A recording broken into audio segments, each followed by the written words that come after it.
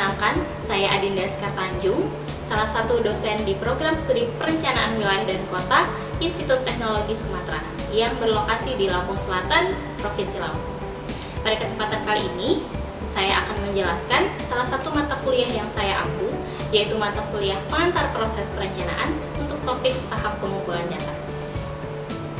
Video ini dibuat dengan tujuan untuk memenuhi salah satu persyaratan sertifikasi dosen, yaitu pernyataan diri dosen dalam unjuk kerja Tridharma Perguruan Tinggi atau disebut PDD UKT-PT, khususnya di bidang pengajaran. Baiklah, saya akan memulai untuk menjelaskan deskripsi dan informasi umum terkait mata kuliah pengantar proses perencanaan.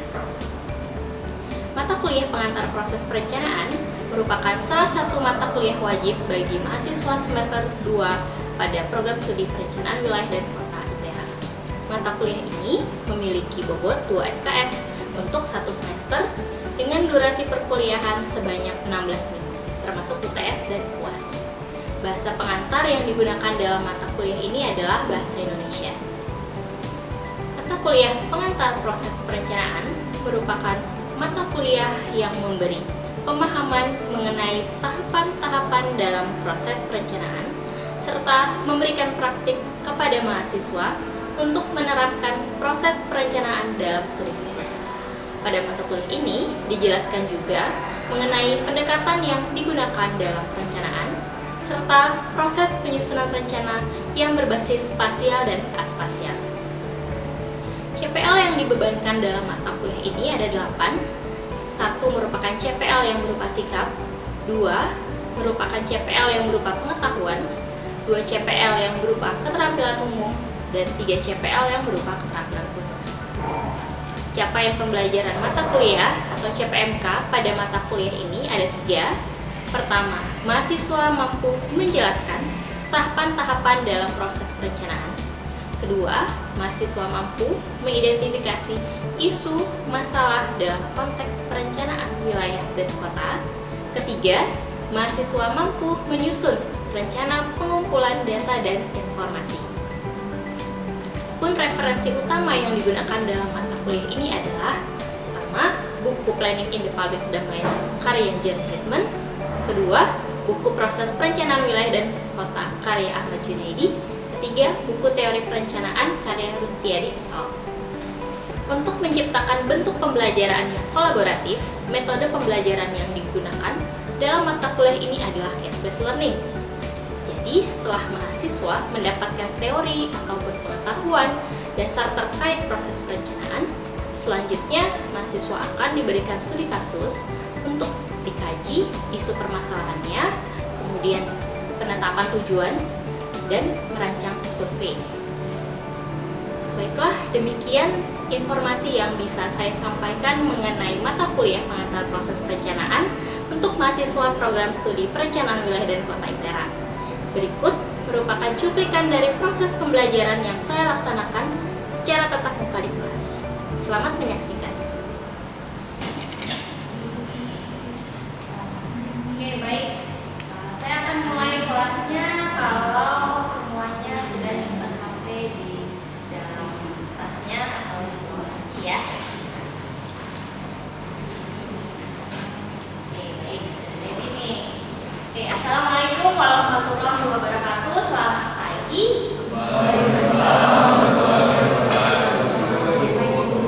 Oke, ini kita kembali ya di mata kuliah pengantar proses perencanaan.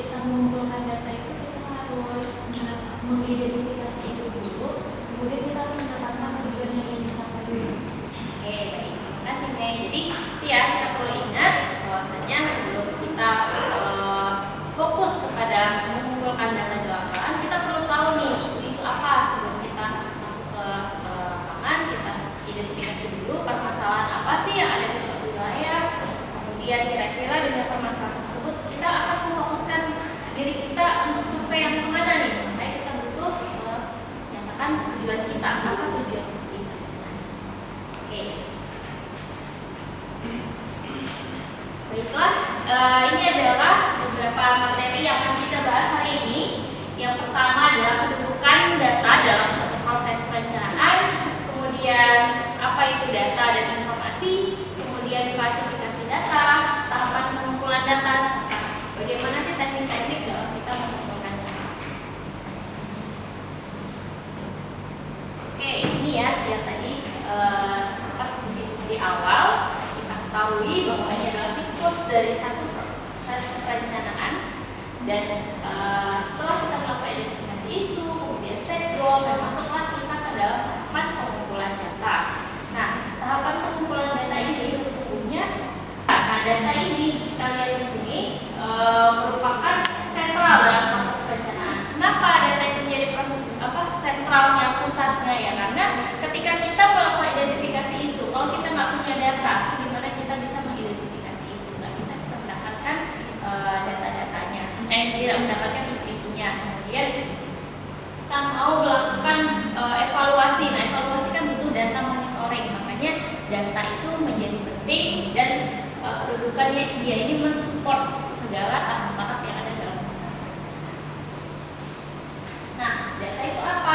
Data itu berupa fakta maupun angka ya. Nah, ataupun keterangan yang berkaitan langsung dengan proses perencanaan. Nah, tadi saya singgung ya di awal pembahasannya data dan informasi. Nah, kira-kira data itu sama nggak ya dengan informasi? Beda.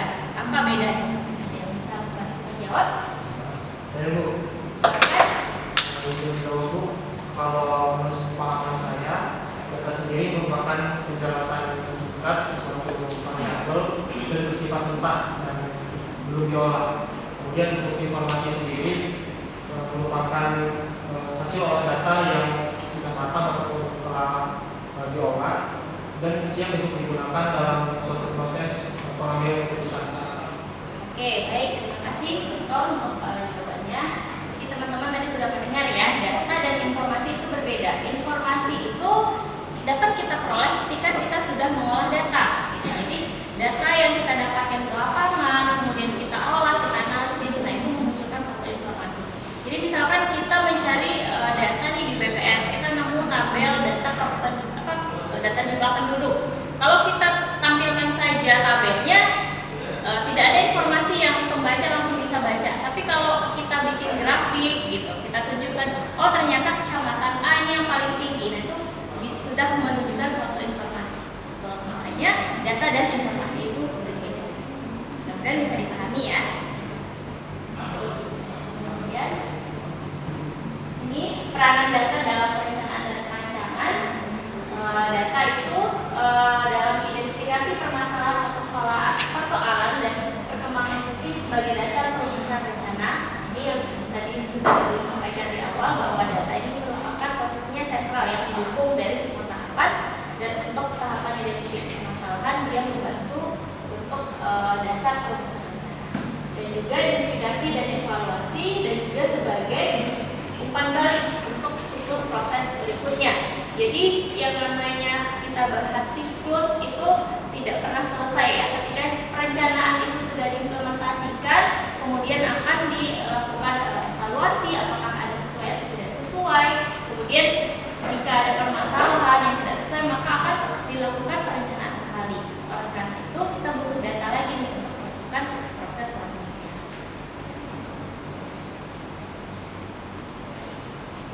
Oke, masuk ke dalam klasifikasi data. Data itu banyak sekali ya. Tadi data berupa angka, dia berupa gambar, gitu. Kita bisa mengklasifikasikannya. Bisa juga di sini berdasarkan karakteristik. Kita ambil dari karakteristik orang ya, data umur, pendidikan, pendapatan itu yang melekat pada diri seseorang, atau kita ambil data dari karakteristik tempat ya, baik itu data yang bersifat perkotaan, pedesaan, kemudian perumahan, begitu.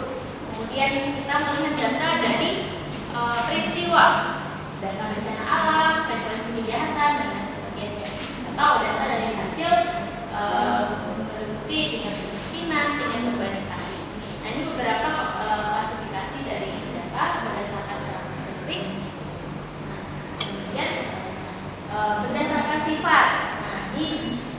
dari data tersebut angka dan tidak angka ya. Kalau angka ini kuantitatif, menunjukkan ukuran, dia jelas ya, bisa kita ukur, numerik. Kemudian yang kedua adalah data kualitatif yang menunjukkan kualitas dari objek tertentu. Ya, misalkan bisa masyarakat atau kita punya data berupa gambar, itu masuk ke data kualitatif. Kemudian data berdasarkan cara pengumpulannya. Nah, ini ada dua. Ketika kita mengumpulkan data itu, ada yang dinamakan data primer, ada yang dinamakan data sekunder. Kalau data primer itu langsung kita ambil datanya dari lapangan ya. Bentuk datanya adalah data hasil observasi ataupun hasil kita wawancara gitu, atau observasi itu juga berbagai macam bentuknya. Bisa itu pengamatan langsung, kemudian kita lakukan dokumentasi, begitu, itu masuk dalam kumpulan data primer. Kemudian data sekunder itu yang data yang kita dapatkan tidak secara langsung gitu. Jadi bukan kita orangnya yang mengambil. Jadi kita ambil data misalkan dari dinas perumahan gitu. Nah, itu kita ambil data sekunder karena datanya itu kita memperolehnya tidak langsung. Nah, contoh-contohnya seperti data statistik, kemudian kita ambil dari surat kabar dan lain sebagainya. Nah, ini contoh-contoh data primer ya, ini yang tadi saya katakan. Misalkan kita mengukur langsung di lapangan, country counting. Nah, ini bentuk data yang kita dapatkan. Ini perlu kita olah untuk menjadi informasi. Apakah jalan tersebut kapasitasnya, volumenya tinggi, rendah, itu berdasarkan hasil survei yang kita lakukan. Kemudian kita juga bisa lakukan data primer itu dengan melakukan kuesioner dengan masyarakat atau dengan objek tertentu ya, sesuai dengan sampel yang sudah dirumuskan. Kemudian, nah ini bentuk-bentuk data sekunder. Nanti kalau kalian baca buku lihat data PPS, kemudian buka website pemerintah, begitu buka web media massa, itu maksudnya di data sekunder. Kajian, kemudian data statistik, komentar resmi pemerintah ataupun surat kabar. Jadi di sini jelas ya perbedaannya data primer dan data sekunder ya. Kalau data primer kita langsung mencari lapangan, sedangkan data sekunder itu kita mendapatkan data yang memang sudah diolah terlebih dahulu oleh pihak tertentu. Ya, seperti itu. Oke. Baik, sebelum saya lanjutkan ke pengumpulan, bagaimana cara mengumpulkan data?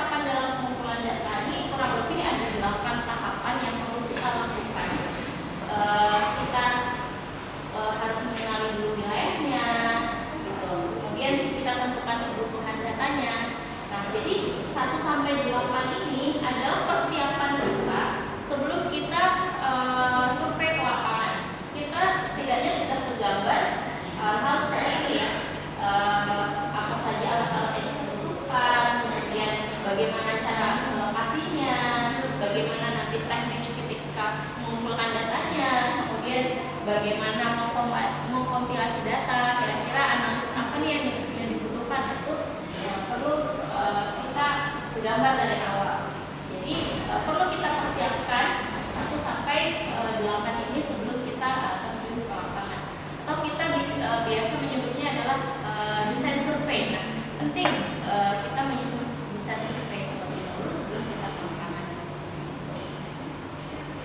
Dan inilah yang nanti akan kalian lakukan ketika kalian menempuh studio ya. Kalian akan di semester 4 itu akan menempuh studio proses perencanaan. Nah, nanti kalian akan belajar bagaimana sih melakukan tahap pengumpulan data ini langsung di lapangan. Kalau di mata kuliah ini mungkin dari kami tidak memberikan arahan untuk terjun ke lapangan, melainkan lebih banyak bagaimana kalian menyiapkan diri ketika akan survei. Nah, tapi kalau nanti ketika sudah masuk semester 4, sudah mengambil studio, nah ini yang akan kalian lakukan. Kalian sudah punya wilayah sendiri, kemudian kalian mencari isu, kemudian tetapkan tujuan dan sebagainya. Ya. Kemudian, nah ini penjelasan masing-masingnya bisa kalian baca lebih lanjut. Oke, kalau tadi persiapannya, sekarang adalah teknik bagaimana mengumpulkan datanya. Nah, seperti yang tadi sudah disampaikan di awal, klasifikasi data yang berupa data primer dan data sekunder, ini teknik yang bisa kita lakukan dalam mengumpulkan datanya. Pertama, observasi, kemudian yang kedua, wawancara, kemudian kuesioner, kemudian kita lakukan rapid counting ataupun foto udara. Jadi pengumpulan data primer ini tentu berhubungan erat dengan tabel kebutuhan data yang sudah kita susun. Jadi sebelum kita terjun ke lapangan, kita punya list kebutuhan datanya, kita punya data A, nah cara mencarinya seperti apa? Dia data primer atau data sekunder? Kalau data primer, bagaimana cara memperolehnya? Apakah butuh wawancara? Apakah itu butuh kuesioner? Atau memang kebutuhan datanya adalah data volume lalu lintas? Lalu kita perlu melakukan traffic counting. Nah, kemudian kalau yang dilakukan adalah berkaitan dengan spasial ya, ke ruangan, ingin mengetahui perkembangan lahan, itu data yang dibutuhkan adalah data-data foto udara. Jadi teknik pengumpulan data akan bergantung kepada jenis data yang mau diperoleh. Kemudian yang kedua data sekunder, tadi ya survei instansional ataupun kita lakukan tinjau literatur.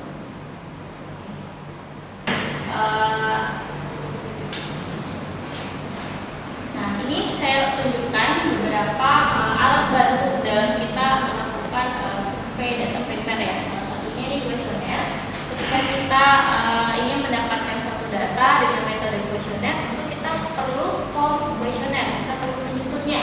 Apa saja sih kuesioner, bentuk dari kuesioner tersebut? Ini kurang lebih seperti ini ya.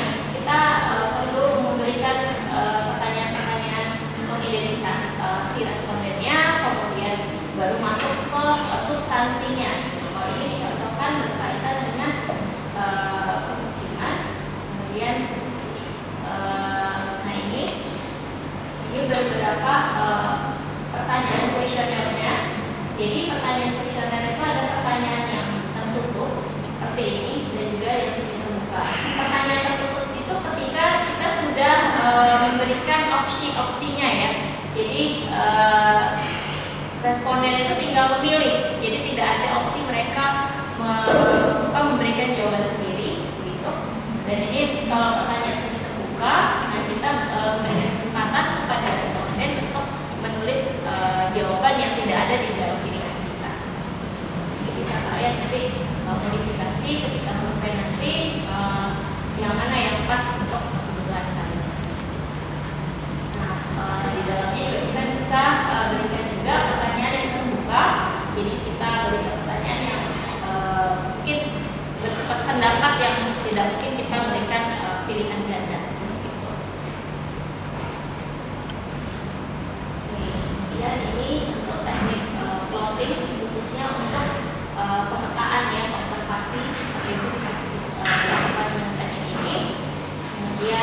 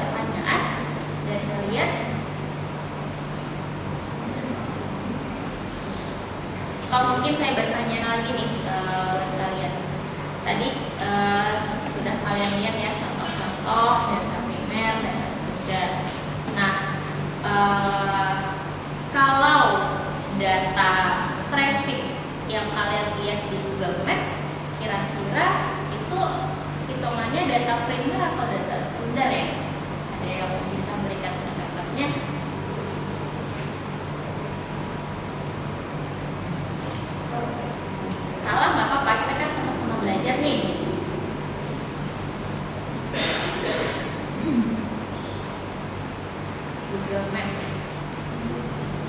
Mungkin yang pakai bocoran kontak. Silakan. Data sekunder. Oke, kenapa data sekunder?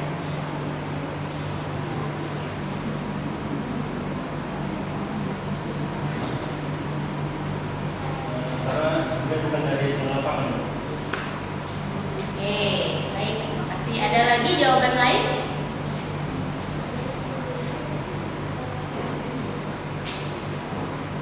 Silakan. Kalau menurut saya Bu, untuk data konsumen dari Google itu data sekunder Bu. Karena sebagai peneliti dia tidak mengambil secara langsung, tapi mengambil data dari pihak keduanya. Oke, baik. Ya, karena Google Maps itu kan yang melakukan survei ke lapangan itu orang lain ya. Kita memantau mungkin bisa jadi ada perbedaan waktu gitu. Jadi bisa dikatakan data sekunder seperti itu. Ya. Atau ada yang pendapat lain nih, Bu, primer Bu kayaknya Bu gitu. Baik, oke, mungkin sekian ya untuk materi terkait pengumpulan data.